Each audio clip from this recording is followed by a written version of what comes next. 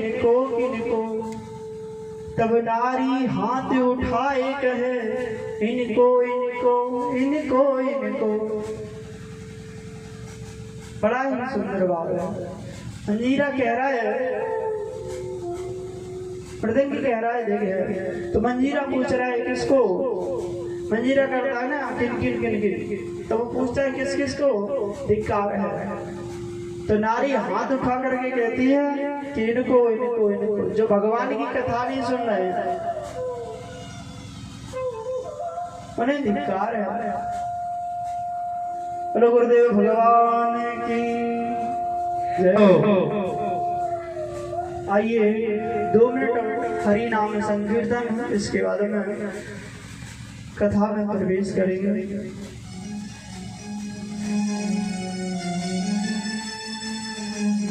रहे केन ब्रजवासियों ने हमारी पूजा को छोड़ करके एक ग्वाले के कहने पर गोवर्धन की पूजा की, तो इंद्र को क्रोध आ गया और इंद्र ने शामंतक मेघों को आदेश दिया है कि जाओ पूरे ब्रज को जलमग्न कर दो, जल में डुबा दो।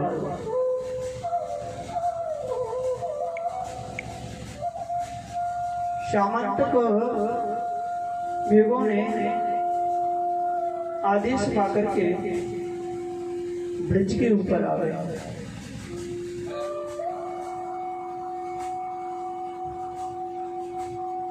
इधर भगवान ने सुदर्शन चक्र से कहा है कि गिरिराज जी के ऊपर, इस ब्रज के ऊपर एक भी बूंद नहीं आनी चाहिए। जो भी जलाए उसे जला करके नष्ट कर दो।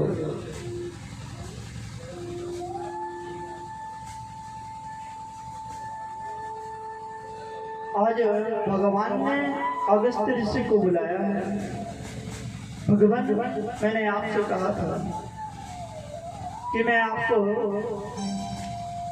द्वापर युग के अंत में जल पिलाऊंगा, जितना जी चाहे अब जल का पान करें।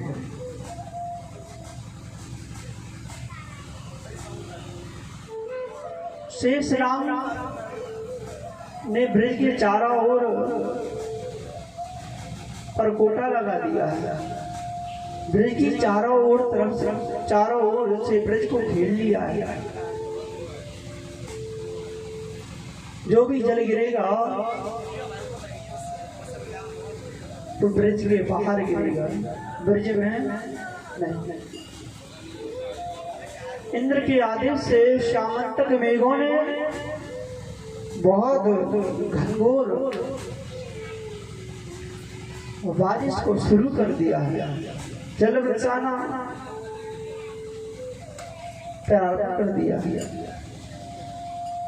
बिजली सी तड़पती है, कभी कभी ऐसा लगता है कि बिजली गिर रही है।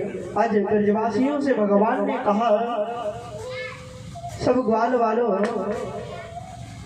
गिरिराज जी की मेरे गोविंद ने गिरिराज को अपनी कनिष्ठ का उंगली पर धारण किया है और ब्रजवासियों से कहने लगे हैं, भगवान ब्रजवासी चिल्ला रहे हैं, गोविंद मेरी रक्षा करो, माधव मेरी रक्षा करो। भगवान ने गिरिराज पर्वत को उठा करके और ब्रजवासियों को पर्वत के नीचे आने के लिए कह दिया। बहुत विशाल काय पर्वत है, छोटा पर्वत नहीं है। 7 कोस का गिरिराज पर्वत मेरे गोविंद ने कनिष्ठ का उंगली पर धारण कर लिया है। गिरिराज महाराज की जय हो। भगवान ने सब ब्रजवासियों के की इंद्र के प्रकोप से रक्षा की। शामंतक मेघ गरज गरज कर बरस रहे हैं, बहुत ही तेज। आज सामंतक मेघ जल वर्षा वर्षा कर वर्षा वर्षा कर वर्षा वर्षा कर थक गए। देखा है तो ब्रज में धूल उड़ रही है।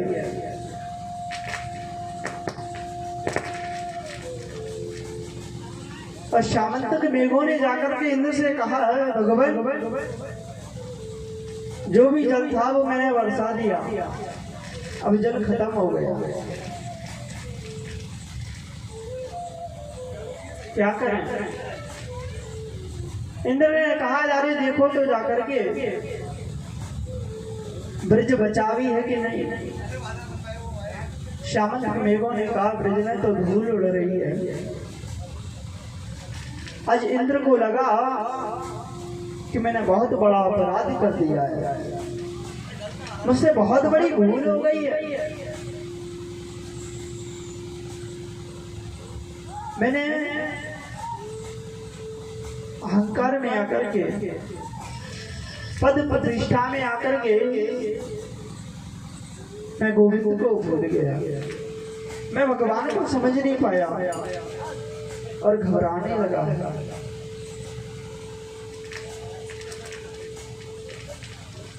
भगवान के चरणों में उसने आकर के अपना माथा रख दिया, स्तुति करने लगा, गोविंद मुझे क्षमा कर दो, नाथ मुझे क्षमा कर दो, मुझसे भूल हो गई। क्योंकि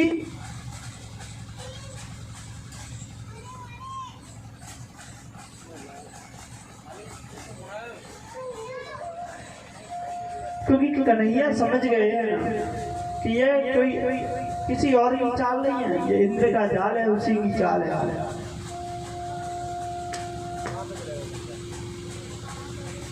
तो इंद्र कह रहा है, भगवान मुझसे भूल हो गई, मैंने आपके भक्तों को कष्ट दिया, मैंने आपके ग्वालों वालों को कष्ट दिया, भगवान आप मुझे क्षमा कर दें। बड़ी ही प्यारी स्तुति कर रहा है इंद्र। कृष्ण कृष्ण महाबाहो त्वनाथं गोकुलं प्रभो गतो महेश देवत्र कुपिता भक्तवत्सला। हे कृष्ण, आप हमारे स्वामी हैं, आप भक्तवत्सल हैं, आप दीनानाथ हैं।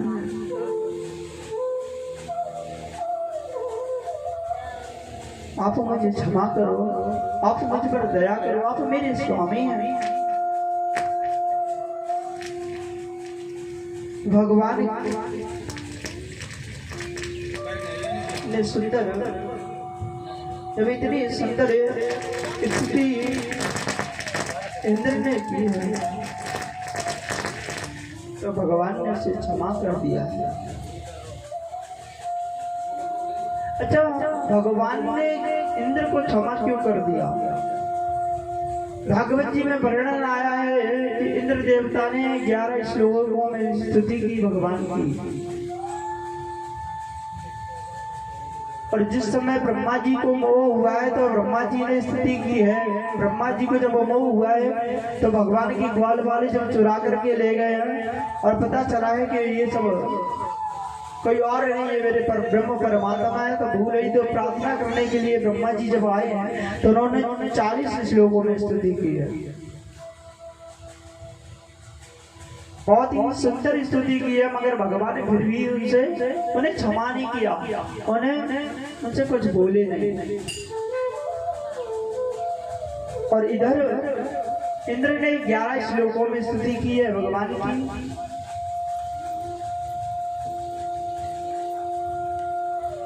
इंद्र को क्षमा कर दिया भगवान ने। क्यों कर दिया? परिस्थिति इसका कारण है। ब्रह्मा जी ने भगवान को, ग्वाल वालों को भगवान से अलग किया है, दूर कर दिया है, और इंद्र ने ग्वाल वालों को भगवान से मिला दिया है। एक साथ 7 दिन तक घनघोर बरसा। एक जगह सब ग्वाल वाल टकटकी लगाए भगवान कृष्ण को देख रहे हैं। एक साथ गोविंद के रहने का 7 दिवस लाभ मिला, इसलिए भगवान ने उसे क्षमा कर दिया। इधर भगवान जब गिरिराज पर्वत को उठाए हुए हैं तो ग्वाल वाल भी कह रहे हैं, लाला काफी समय है गए तो 7 दिन है गए तो तेरे हाथ में दर्द है लगो हुई,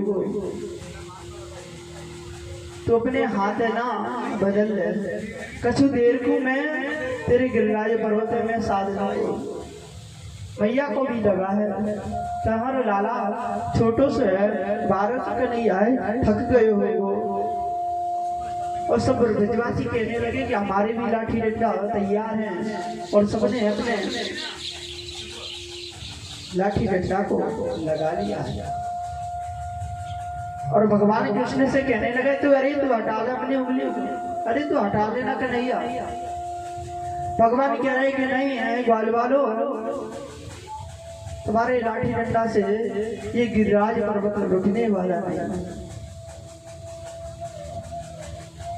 ग्वाल वाले कह रहे हैं अरे कन्हैया हटाते तो देव, हमने कोई माखन कम थोड़ी ना खायो।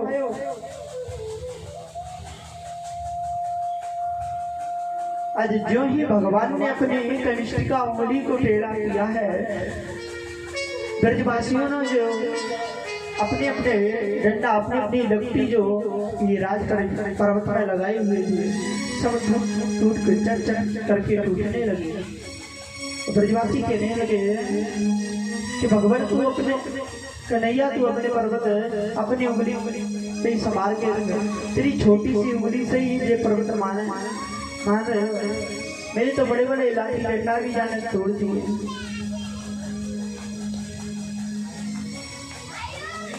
आज भगवान ने गिरिराज पर्वत को पुनः साध लिया है। इधर बड़ा ही सुंदर भाव है। भैया यशोदा कह रही हैं कन्हैया से, कन्हैया तेने इतना बड़ा गिरिराज पर्वत कैसे धारण कर लिया, कैसे उसको उठा लिया।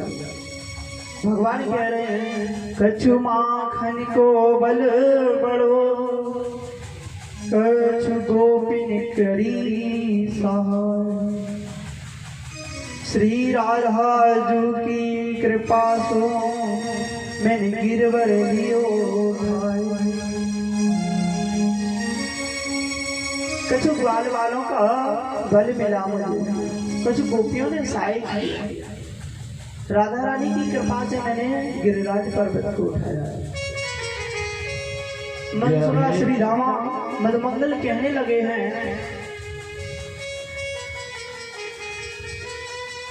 मैंने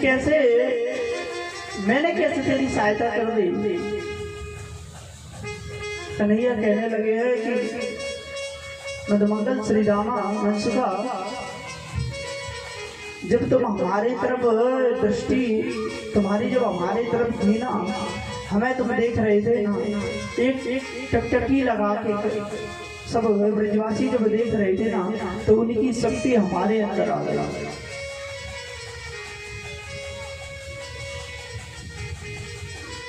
और राधा रानी की कृपा से मैंने गिरिराज पर्वत को उठा लिया। तो मनसुखा श्री रामा मधुमंगल कहने लगे सोई तो मैं जाता हूँ कि मैं खाता तो बहुत हूँ, माखन दूध दही तो मैं खूब खाऊं, मगर मैं कमजोर से कैसे देख रहा हूँ। मुझे क्या सल कि जब कन्हैया अभी तक माखन चुराता था, अब शक्ति को भी चुराने लगा है। बोलो गोविंद भगवान की जय हो। बड़ा ही सुंदर भाव है।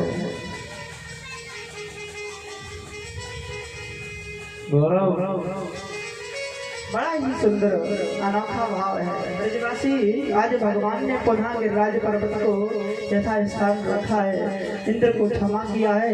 इंद्र अपने आसन पर आरूढ़ हो गया है करके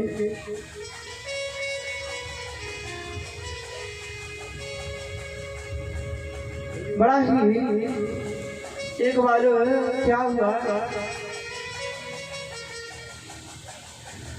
कि एक दिन कृष्ण भगवान ग्वाल वालों की सहज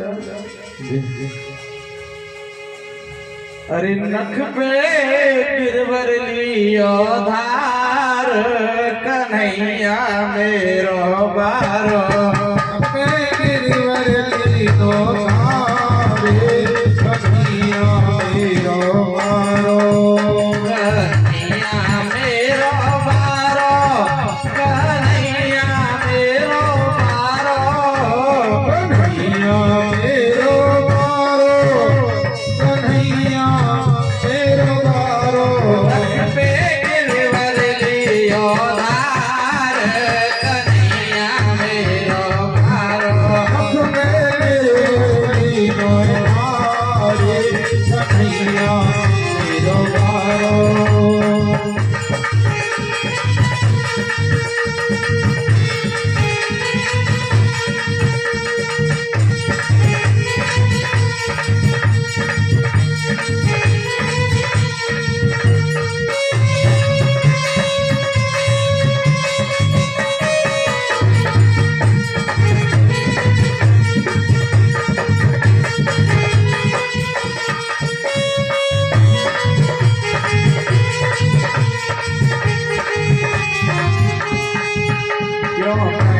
यशोदा मैया सब जोर लगाओ मेरे भैया यो कहे यशोदा मैया सब जोर लगाओ मेरे भैया यो कहे यशोदा मैया सब जोर लगाओ मेरे भैया यो कहे यशोदा मैया सब जोर लगाओ मेरे भैया अरे खेले मार कन्हैया मेरो मारो मेरे मेरो मार कन्हैया मेरो मारो कन्हैया मेरो मारो कन्हैया मेरो मारो कन्हैया मेरो मारो कन्हैया मेरो मारो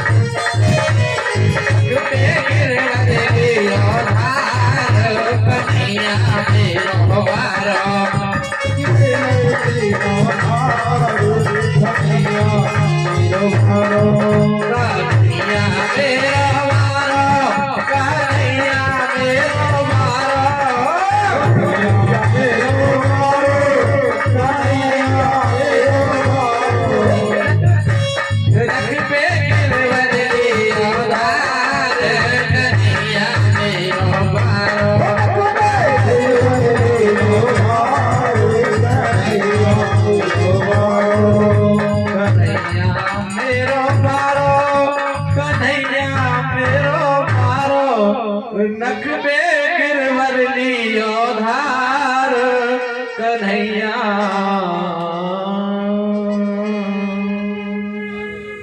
बोलिए कृष्ण कन्हैया लाल की, बोलिए गिरिराज महाराज की, बोलिए व्यास जी महाराज की, बोलिए परीक्षित जी महाराज की।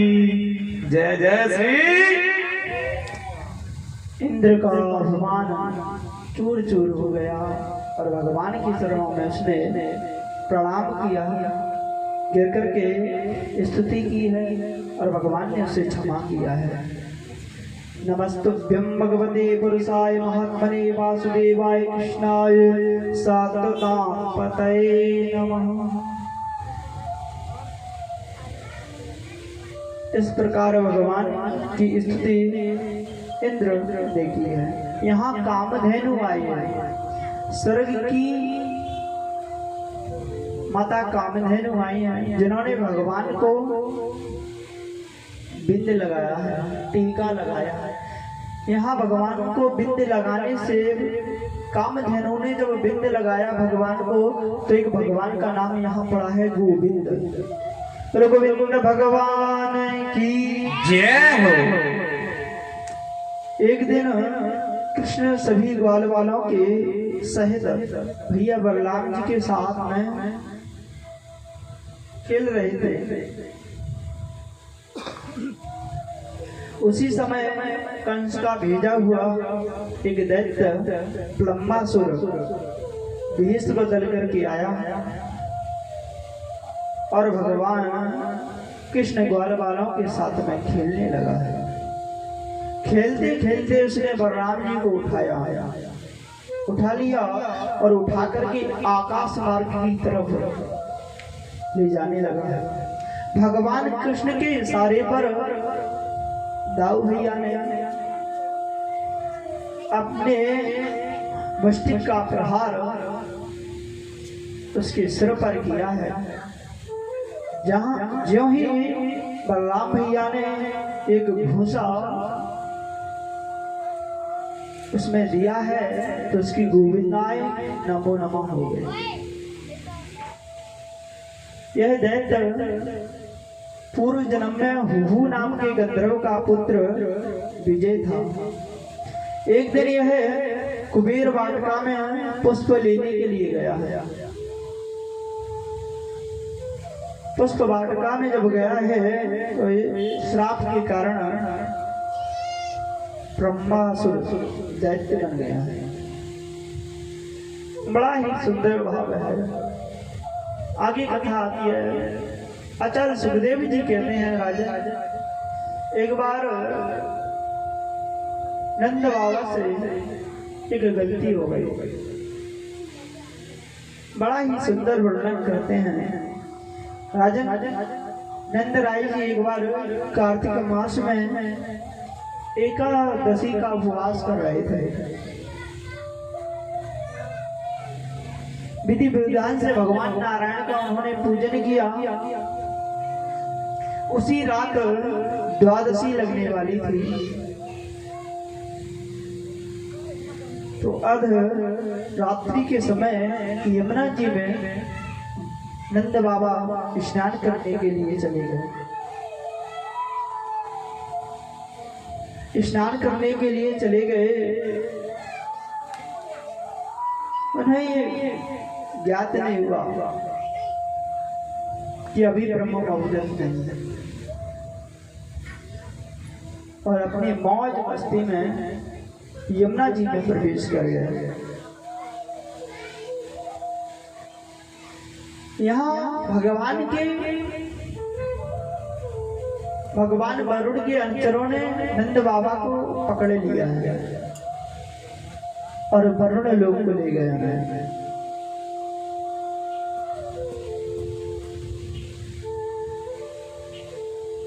सुबह हुआ, जब मैया ने देखा नंद बाबा कहीं दिख नहीं रहे हैं, तो कृष्ण बलराम को कहने लगी, लाला तेने बाबा को देखो, तेरे बाबा सुबह से पता नहीं कहाँ चले गए, कहीं दिख नहीं रहे। और भगवान कृष्ण ने योग दृष्टि से देखा है तो बलराम भैया को साथ में लेकर के वरुण लोक को भगवान कृष्ण गए। यहाँ वरुण देवता ने भगवान कृष्ण को देखा है तो साष्टांग दंडवत प्रणाम करने लगे। भगवान आपने कष्ट किया, अरे हमसे कह दिया होता हम आपके पास में आ जाते। और भगवान का वरुण लोक में जिस समय भगवान गए हैं तो वरुण जी ने भी अपनी गद्दी को छोड़ दिया है और भगवान को बिठा करके कृष्ण भगवान को बिठा करके बहुत ही सुंदर तरीके से दीप पूजन किया है। आज भगवान ने कहा आपके लोक में हमारे बाबा नंद आए। वरुण जी ने कहा कि हाँ, इन्होंने अर्धरात्रि में यमुना में स्नान करने के लिए जब आए तो इन्होंने उनसे एक अपराध बन गया। देखिए, चाहे गंगा माँ हो या जमुना मैया हो या कोई भी तीर्थ, रात्रि में हमें स्नान नहीं करना चाहिए। अर्धरात्रि के समय हाँ आप कर सकते हैं स्नान, कब? ब्रह्म मुहूर्त में। सुबह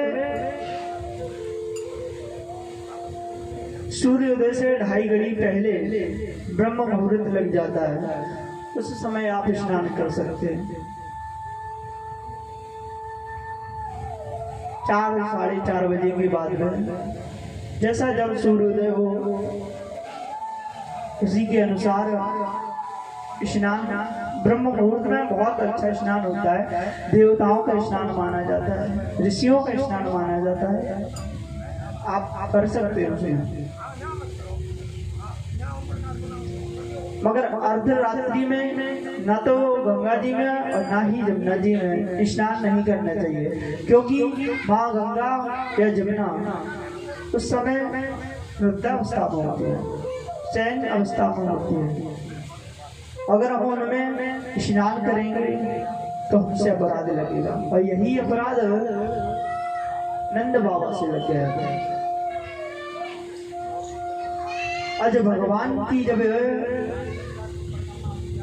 पूजा देखी है नंद बाबा ने, नंद बाबा लेकर के भगवान कृष्ण नंद बाबा को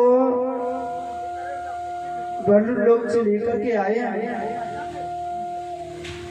तो ब्रजवासियों को सुनाने लगे हैं नंद बाबा के लाला हमारे कन्हैया है ना, वो कोई साधारण नहीं है, बाकी बड़े बड़े देवता भी बाकी पूजा करें।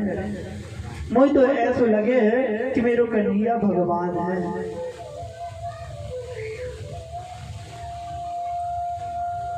और ज्यों ही नंद बाबा ने कहा कि मेरा कन्हैया तो भगवान है, बड़े बड़े देवता जाके पूजा करें। जब वरुण लोक में गए हो, वरुण देव ने भी जाकी पूजा करी, अर्चना वंदना करी, सारा वृत्तांत सुनाया। तो आज ब्रजवासी भगवान को ईश्वर भाव से देखने लगे कि ये भगवान है। और मेरे ब्रजवासी भगवान से कहने लगे कन्हैया तू भगवान है तो मुझे अपने वैकुंठ के दर्शन कराए।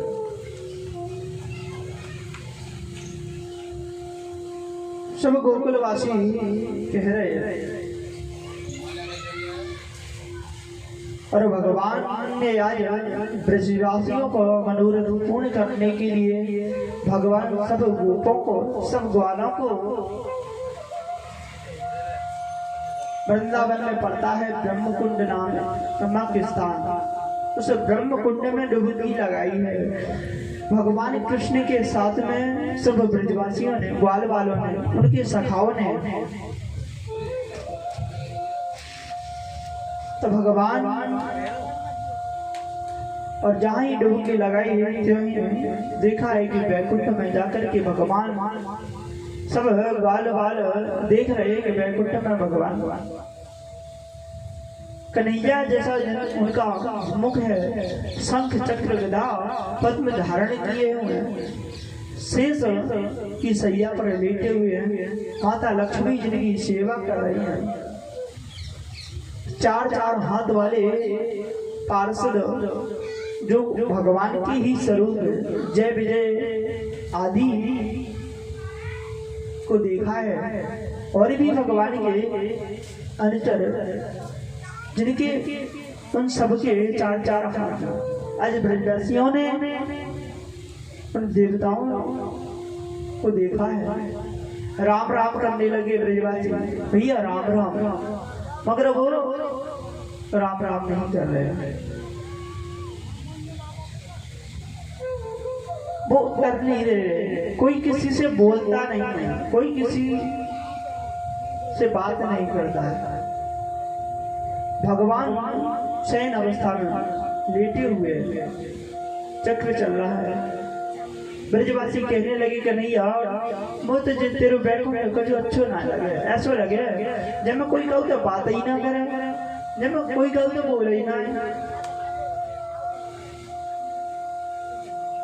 मुझे तो अपनो ब्रज धाम ही अच्छे लगे, वो तो अपना वृंदावन धाम ही अच्छे लगे, नहीं यार तुम चले जाते हैं। ब्रजवासियों ने अनुरोध किया तो भगवान उन्हें लेकर के आए। बड़ा ही सुंदर भाव है।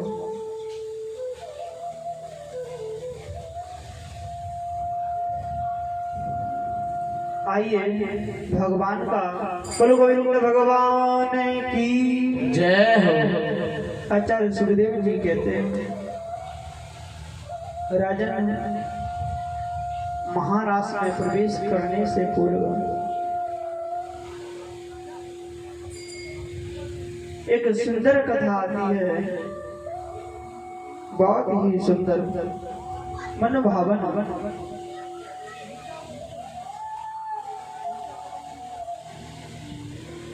सुखदेव जी महाराज रास की कथा जब सुनाने लगे तो एक राधा जी के, सुखदेव जी कौन है? राधा जी के शिष्य हैं। एक कथा आती है कि एक बार भगवान विष्णु भनंदी राधा जी एक उपवन में भगवान कृष्ण के विरह में झूम रही हैं। राधा रानी उपवन में भगवान कृष्ण के विरह में झूम रही हैं। उस विरह अग्नि में भगवान राधा रानी की विरह अग्नि इतनी बढ़ गई कि उनसे सहन ना हो सके और एक तरवर के सहारे वो बैठ गए। बेसुध अवस्था है, उनके मुख से कुछ निकलने लगा है। बसु पर बंसार परमिदं कुलिनान साजीवती तथा वापी किम परम दुर्गमं पुनः। और उस तरवर पर जब बैठी हैं तो सुखदेव जी ने उनकी अवस्था कहा। देखिए,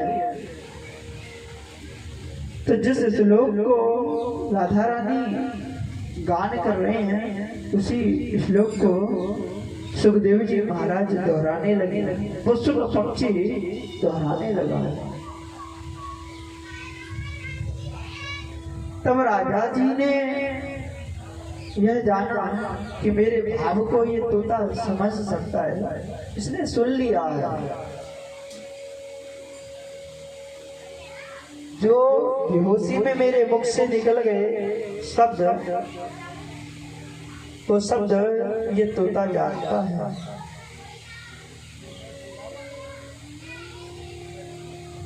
यदि ये शब्द मेरे प्राण धन मेरे सर्वेश्वर भगवान को मिल जाए सुनने के लिए, कोई सुना दे तो कितना अच्छा रहेगा।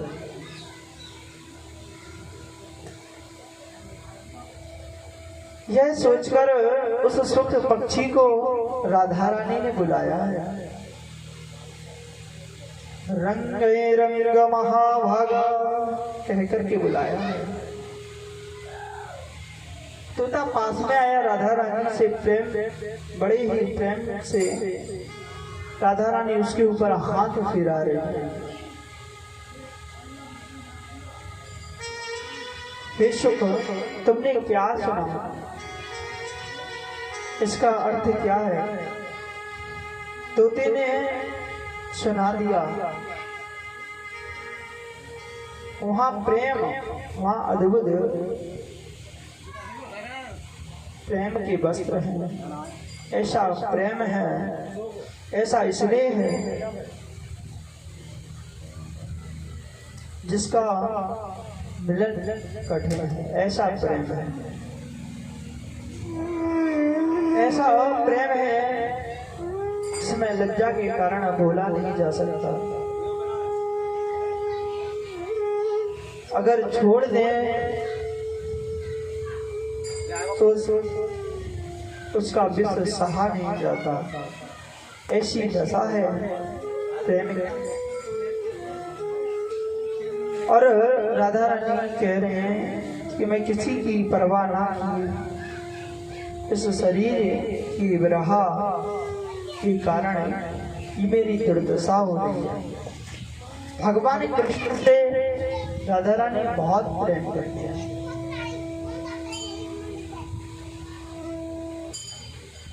और जब तोते सुना है राधे जय राधे राधे राधे राधे।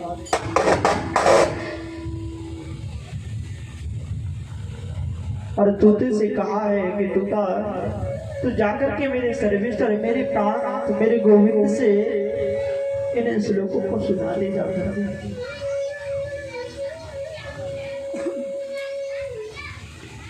और उस सुख तोते को राधा रानी ने भगवान कृष्ण का नाम दे करके अपना शिष्य बना लिया है। तो वह तोता भगवान कृष्ण के पास से जाकर के उनके श्लोकों को गुनगुनाने लगा।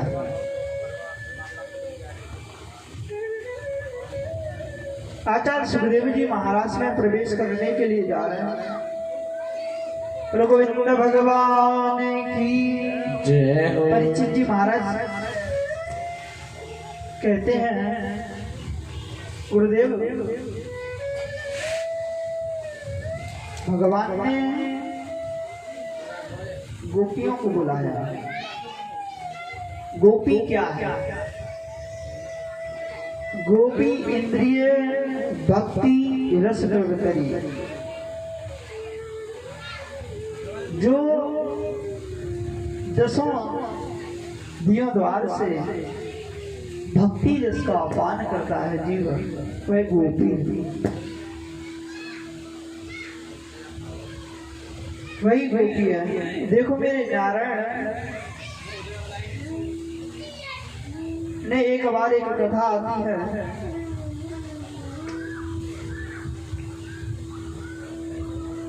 एक बार नारद जी जा रहे थे, बीच में कामदेव जी मिल गए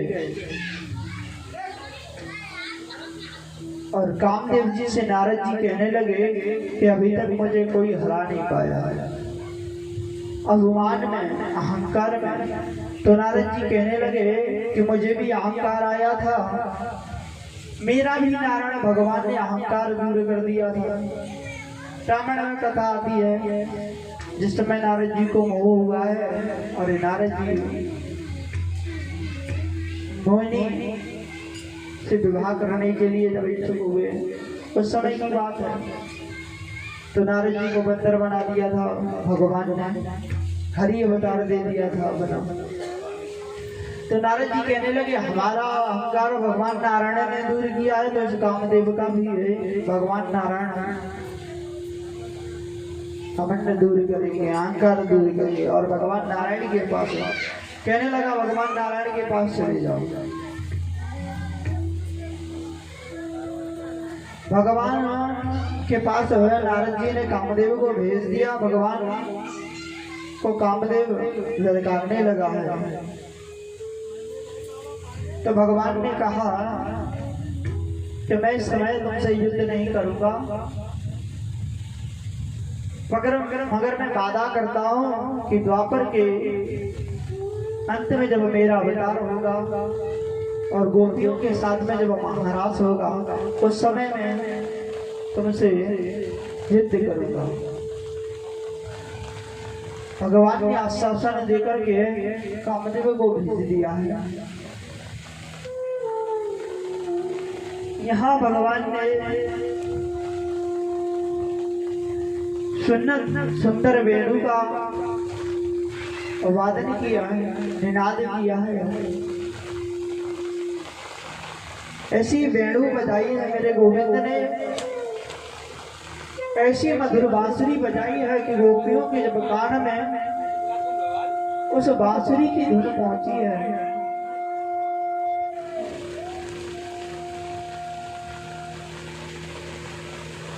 उस बांसुरी की धुन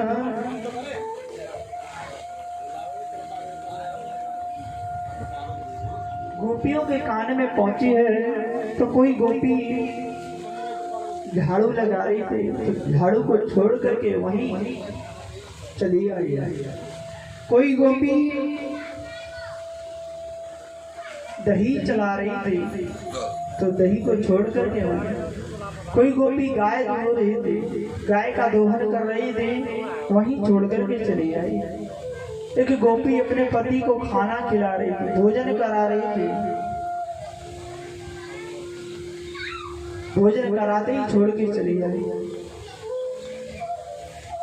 भगवान की इतनी सुंदर बंसी को गोपियों ने सुना है। ब्रज के एक संत ने लिखा है, बड़ा ही सुंदर भाव है।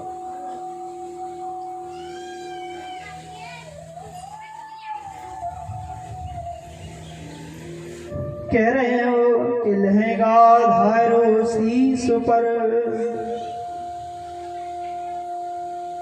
उड़ी चूंदरी पाँव, रोक से रुकती नहीं, छोड़ चली घर गाँव।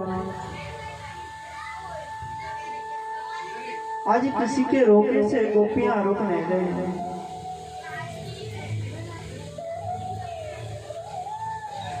और सब छोड़ छाड़ करके अपने भगवान, अपने गोविंद, जहां मेरे गोविंद ने बांसुरी का वादन किया है, निनाद किया है, यमुना पुलिन पर बड़ा ही सुंदर भाव से भगवान ने वेणु का वादन किया। यहाँ गोपियां भग करके आई।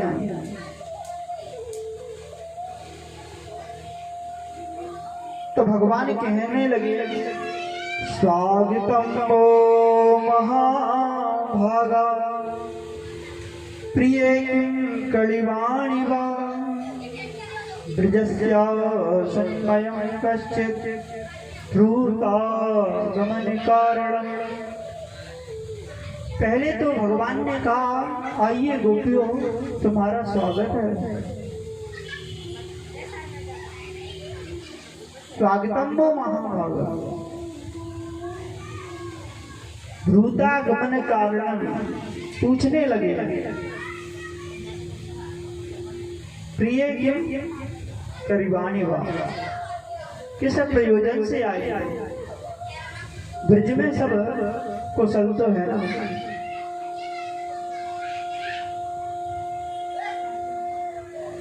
यहाँ तुम्हारा आगमन क्यों हुआ है गोपियों?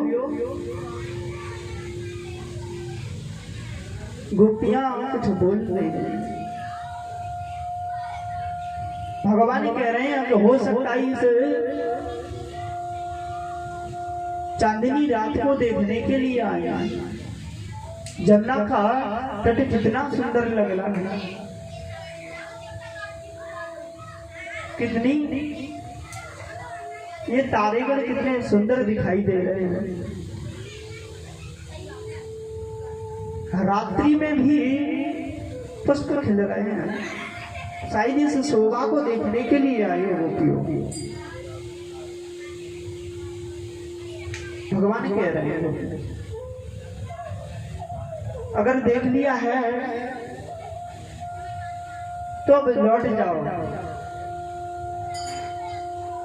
क्योंकि कुलीन परिवार की बहनाओं को ये शोभा नहीं देता। अर्धरात्रि में पति व्रता स्त्री को ये शोभा नहीं देता कि अपने रात्रि के समय अपने घर को छोड़ करके अन्य जगह जाए।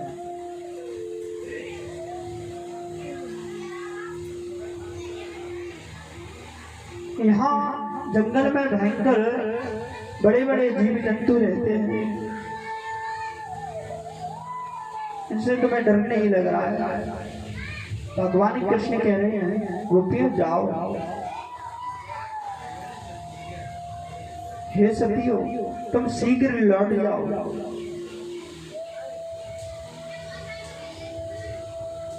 इस समय तुम्हें अपने पति की सेवा में होना चाहिए। इस समय तुम्हें अपने बालकों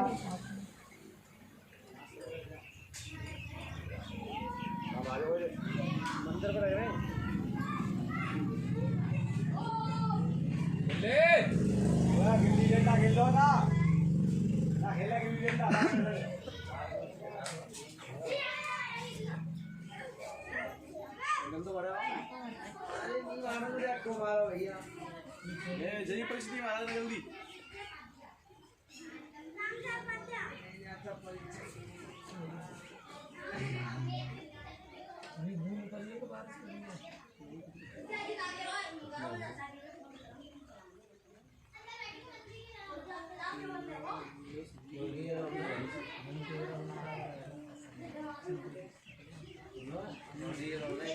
लाठी आएगी बंद करवाया, बंद करा दिया, बंद करवाया। श्री राधे। शिशुओं का पालन करो, बच्चों का पालन करो। और बड़ा ही सुंदर भाव है, भगवान समझा रहे हैं। इस संसार जो स्त्री मोक्ष की इच्छा रखती है वो अपने पति का त्याग नहीं करती। गोस्वामी तुलसीदास जी बहुत ही सुंदर वर्णन कर रहे हैं। राधे राधे। गोस्वामी तुलसीदास जी भी बहुत ही सुंदर वर्णन कर रहे हैं। व्रत रोग बस जड़ धन ही रोग बस जड़ धन ही अंत बधिर को दियत दीना, अंत बधिर को दियत दीना। ऐसे उपति कर किए अपमाना, ऐसे उपति कर किए अपमाना, नार पाव जमा पुर श्री राम जय राम जय जय राम, श्री राम जय राम जय जय राम। मंगल भवन अमंगल हारी, श्री बहु सुदशरथ अजय मंगल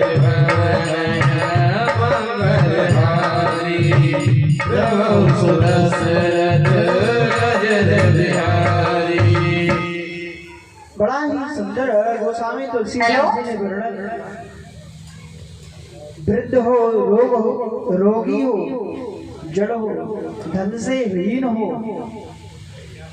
अंधा हो, क्रोधी हो, ऐसा भी अगर पति, ऐसे भी पति को अगर कोई पत्नी त्यागती है, कोई अपमान करती है, तो उसे ऊपर में जाकर के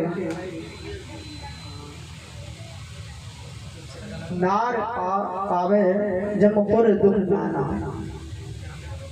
हेमराज की पुरी में उसे नाना प्रकार के दुख कलेश प्राप्त होते हैं।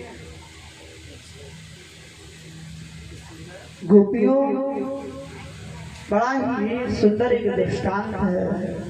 भगवान कृष्ण कह रहे हैं,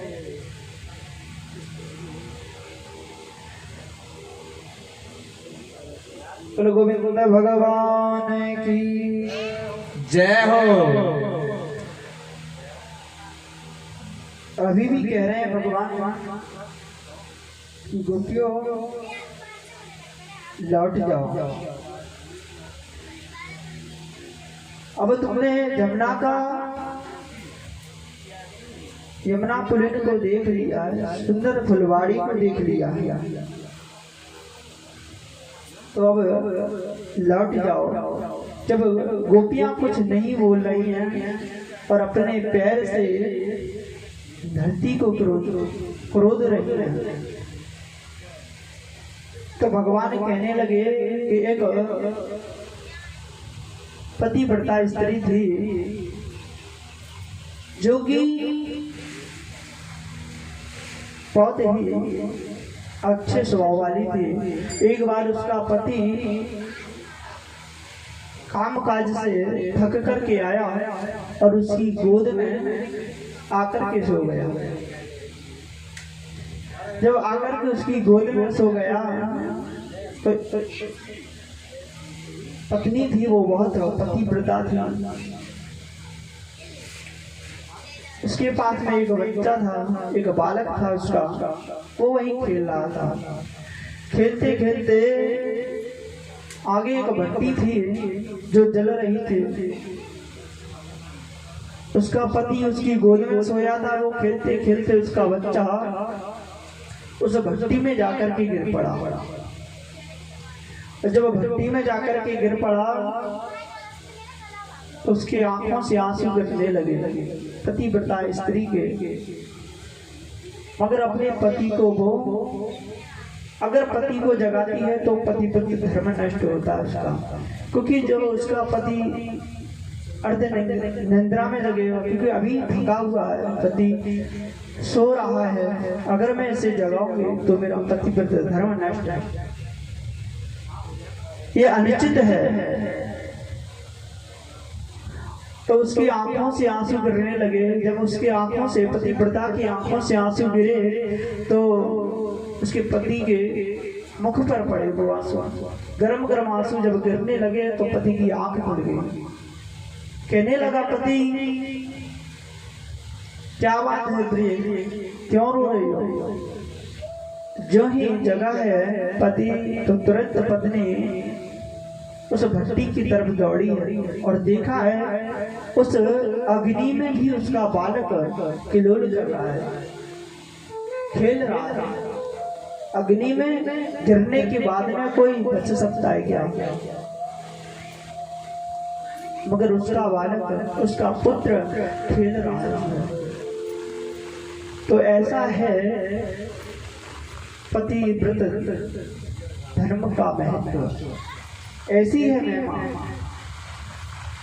और गोपियों से भगवान कह रहे हैं कि तुम लोगों को शोभा नहीं देता, चली जाओ। और गोपियां कुछ नहीं कह रही हैं। आज एक चतुर सखी थी, एक गोपी कहने लगी भगवान आपने सुना दिया, मैं भी कुछ कहना चाहती हूँ आपसे। भगवान ने कहा कहिए।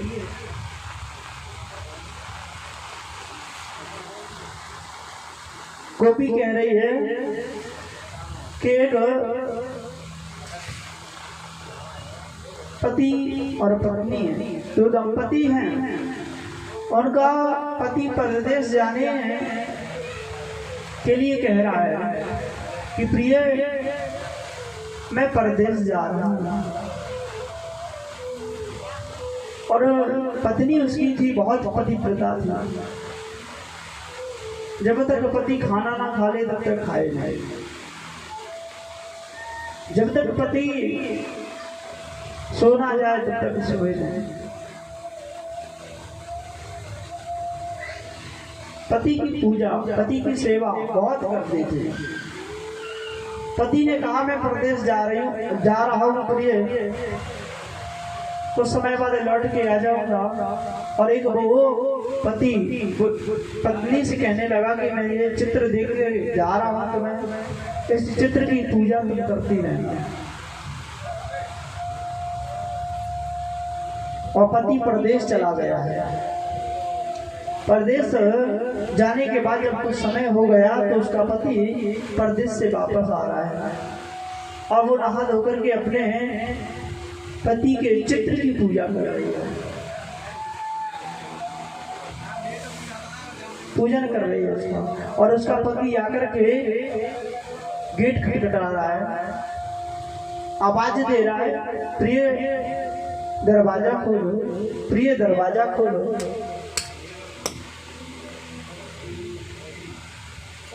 तो अब उस पत्नी का क्या धर्म है कि वो पति की चित्र के जो चित्रपट है उसकी पूजा करे, कि जो असली पति उसका आ गया उसके लिए गेट खोल करके उसका स्वागत करे, उसका वंदन करे। भगवान ने कहने लगे, भगवान जब उसका असली पति आ ही गया है तो फिर चित्र की पूजा करने से क्या फायदा। आज गोपियों ने कहा भगवान बस यही तो मैं कहना चाहती हूँ, जीव का पति तो परमात्मा है, जीवात्मा का पति तो परमात्मा है। हम सब जीव हैं और परमात्मा आप हैं। सच्चा पति जीवात्मा का तो परमात्मा ही है। संसार के पति तो सर्व विषय भोग वासना लोभ भोग में डालने वाले हैं। जब सच्चा पति मिल ही जाए तो फिर चित्र की पूजा करने से क्या फायदा। तो जब आप हमें पर ब्रह्म परमात्मा हमें हमारे सच्चे पति मिल गए हैं तो हम संसार को, संसार के पतियों की अब हमें क्या आवश्यकता।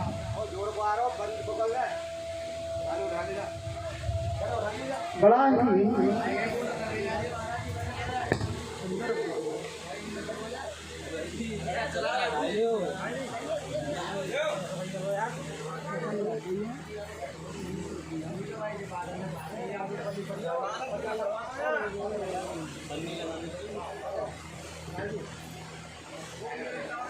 पन्ना तो सब तरह मामला यार।